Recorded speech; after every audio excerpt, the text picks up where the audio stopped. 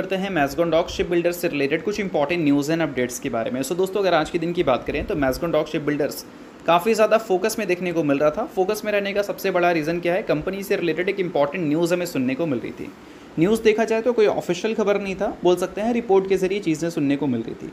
और पिछले कुछ टाइम में जितनी भी न्यूज़ हमें सुनने को मिला है मैज़गॉन से रिलेटेड, मैक्सिमम न्यूज़ रिपोर्ट के जरिए आई हैं।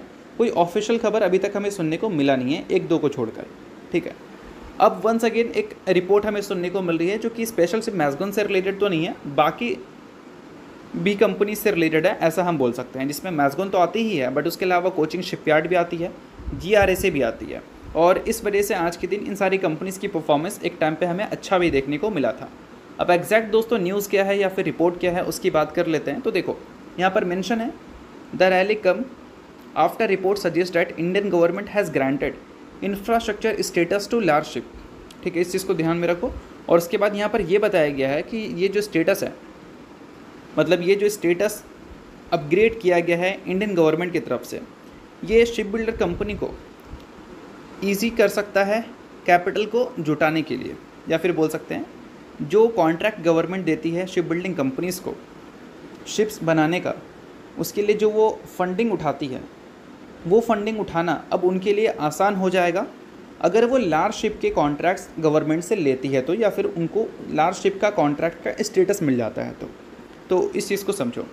और इसके अलावा रिपोर्ट यहाँ पर ये भी बोल रहा है कि इंडियन नेवी के लिए गवर्नमेंट की तरफ से 80,000 करोड़ का टेंडर फ्लोट हो सकता है लार्ज शिप को बनाने के लिए, और इसका साइज़ 80,000 करोड़ रुपए रहने वाले हैं। तो 80,000 करोड़ का टेंडर किसी एक कंपनी को तो मिलेगा नहीं भाई, जितनी भी कंपनीज़ हैं सभी में कुछ ना कुछ बट ही जाएगा। तो इस वजह से जितनी भी डिफेंस कंपनीज़ थी शिप बिल्डिंग सेक्टर से जुड़ी हुई, वो सारी कंपनीज़ आज के दिन आपको फोकस में रहती हुई देखने को मिली थी।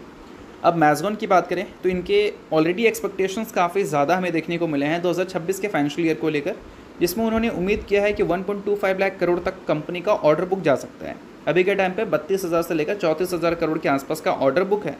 अभी रिसेंटली कंपनी के कुछ नेगोशिएशंस की रिपोर्ट हमें देखने को मिल रही थी, वो सारी चीज़ें अगर कंप्लीट होती है तो 70,000 करोड़ का डायरेक्टली कॉन्ट्रैक्ट कंपनी को मिल सकता है, जिससे नंबर सीधा 1 लाख करोड़ तक जा सकता है इनके ऑर्डर बुक का। और उसके बाद अगर ये सारे कॉन्ट्रैक्ट्स भी मिल जाते हैं, लाइक 80,000 करोड़ का जो टेंडर फ्लोट हो रहा है उसमें 10-15,000 करोड़ का कुछ कॉन्ट्रैक्ट मिल गया मैज़गॉन को, तो कहीं ना कहीं उनके जो टारगेट्स थे इतने ऑर्डर बुक ले जाने का बाई 2026 फाइनेंशियल ईयर, वो अचीव भी हो सकते हैं। बट इंपॉर्टेंट यहाँ पर ये भी है, सिर्फ और सिर्फ कंपनी को अपने ऑर्डर बुक को ग्रो नहीं करना है।